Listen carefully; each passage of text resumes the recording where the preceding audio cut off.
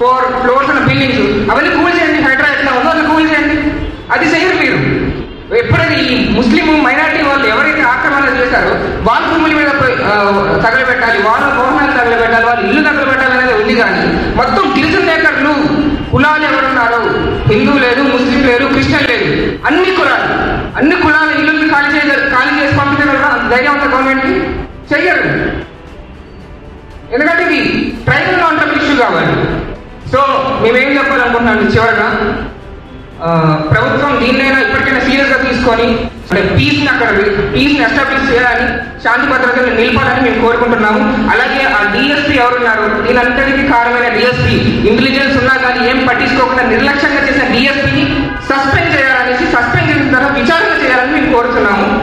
అలాగే అక్కడ పీస్ ఎస్టాబ్లిష్మెంట్తో పాటు మీ మీటింగ్లో పేర్కొన్నట్టుగా, ఫైల్లో పేర్కొన్నట్టుగా ఎన్జిఓస్ ఎంకరేజ్ చేసి పీస్ రిజల్యూషన్స్ అక్కడ పాస్ చేసి అందరినీ పంపించి మనంతా ఒకటే బయట చాలా బాగుంది, మీరు మతపరానికి నమ్మకండి, ఇక్కడ ఏమీ లేదు,